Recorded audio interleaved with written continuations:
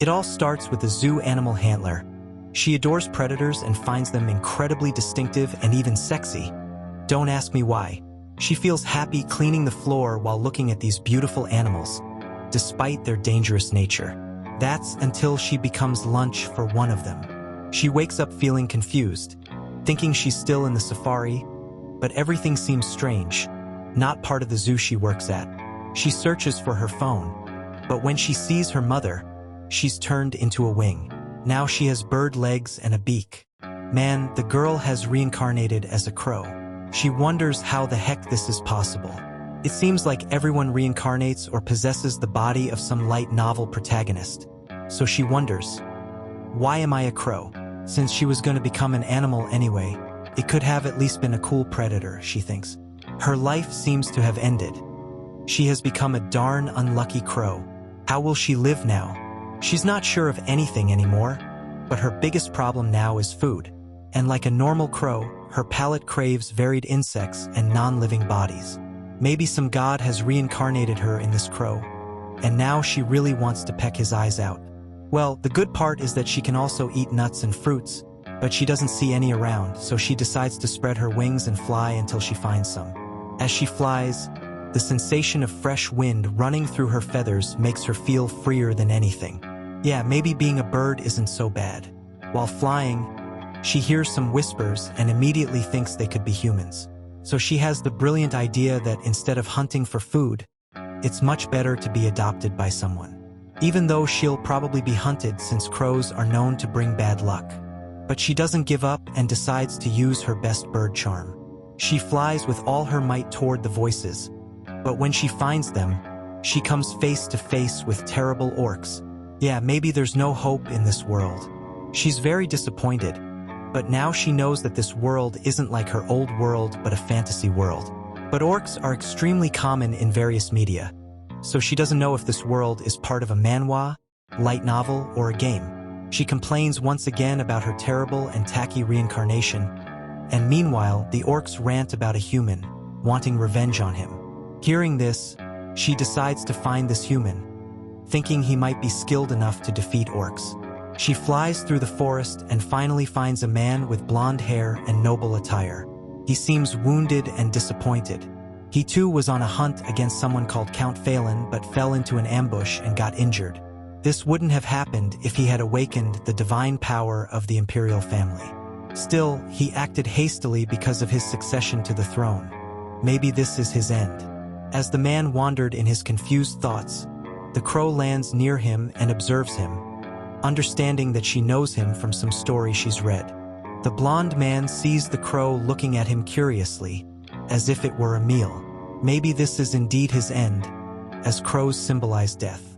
He thinks about getting rid of that darn bird, but he knows orcs are lurking, and if he makes any noise, they might find him. So he decides to stay as quiet as possible until someone comes to help him. But the crow starts singing like an idiot, and the man thinks it really wants to kill him.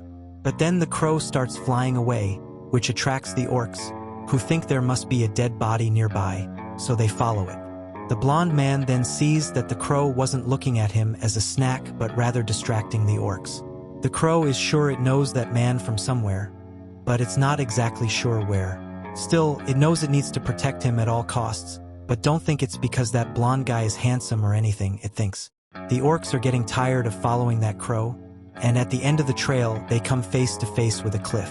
They've been duped like a fish on a hook. Now that she's led the orcs far away from the injured man, she decides to go back to where he was. But when she gets there, she finds a blood trail. She thinks about collecting some herbs to treat that man's wounds. Even though she's not an expert, it still helps. Thanks to her crow senses, she can distinguish the good plants from the bad ones. Meanwhile, by a nearby river, we see the blonde man washing himself and treating his wound as best he can. The water will wash away the smell of blood, so the orcs can't track him by scent. He thinks it might have been a coincidence, but if the crow hadn't appeared and distracted the orcs, he would have died right there. A bird symbolizing death saved him. How ironic. Despite that, lightning doesn't usually strike twice, so he needs to find a way to survive. Then, some leaves fall on his head, and he sees they're herbs that can treat bleeding. This guy's luck is literally falling from the sky. The man starts to think, is it possible for a bird to be so smart? Could it be some familiar? Or perhaps a hybrid half-human, half-crow? Or maybe a polymorph dragon? There are these three options, but there's no familiar that could do me this favor, and hybrids hate humans. So there's a good chance it's a dragon, but they're not usually benevolent. As he dressed, the crow appears again, bringing him some fruits.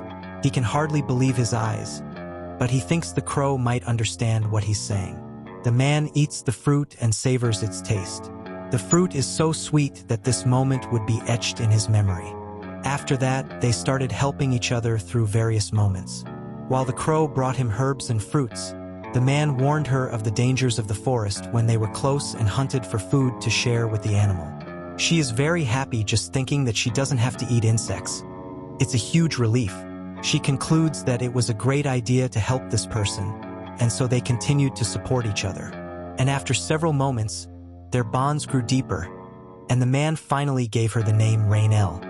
At first, he looked at her very cautiously, but now his gaze only conveys tranquility. His chest fills with emotion, a very familiar emotion, as if an idol were calling her by name. She thinks her heart may be in danger. Perhaps it's a trap. My God, a lovesick crow. The crow thinks that if being handsome were a crime, that man would be sentenced to life imprisonment. What a cheeky crow. The man starts stroking her head, and she melts in the midst of it, loving this affection. So far, everyone around that man has been trying to gain an advantage or betray him. Knowing there is a being that warms his heart when they are together is truly very good and invigorating. If he could, he would live like this forever, away from the palace and the empire. But that cannot be done. Several men have died to protect him, and his rival tyranny is a mad tyrant.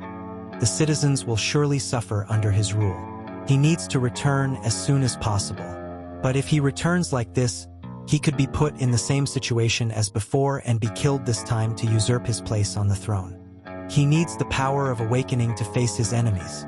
This would prove that he is of the imperial family, and his kingdom would be safe. That's the power of becoming a wolf. Meanwhile, Reinel flies through the forest looking for more medicinal herbs before it gets dark. But she sees a very bright light, and when she goes to check what it is, she finds an extremely bright blue jewel. That won't help her at all, so she decides to continue looking for herbs, but something pulls her back to the jewel, her crow instinct that likes shiny things. Following these instincts is really embarrassing for her, but she can't resist playing with the jewel like a kitten. But upon closer inspection, she finds that jewel familiar. Then she finally remembers that it's not actually a jewel. It's a fruit called Krobin's Stone. It can only be obtained once during the game, and the ending can be altered depending on which character obtains it. A very important item. However, this stone cannot be given to just anyone. Side effects may arise, and it may end in death. Reinel played this game a lot and had a lot of headaches with this part.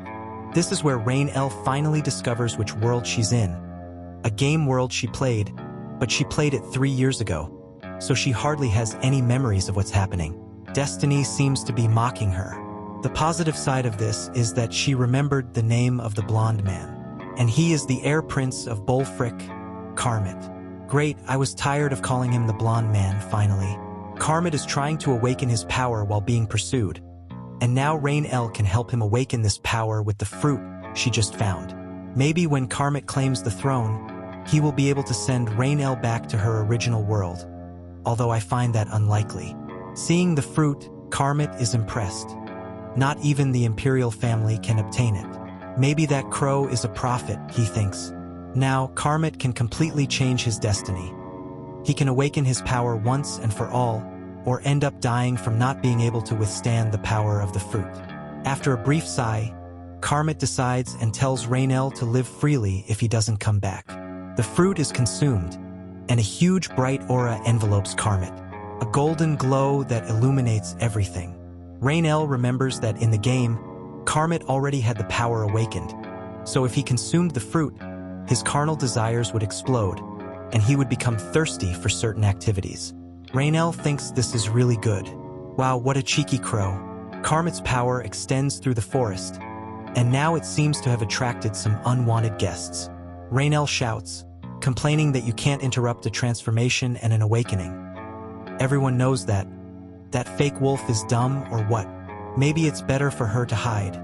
Kamut's awakening was successful, and now she doesn't have much she can do against semi-wolves. But she remembers Kamut's words before starting the awakening. Be free if I die. Now she can't leave him and decides to die facing the half-wolves to buy time for her prince. Will she really die trying? Will Kamut take longer than Super Saiyan 3 to transform? Just click the like button and subscribe for the continuation. Until next time.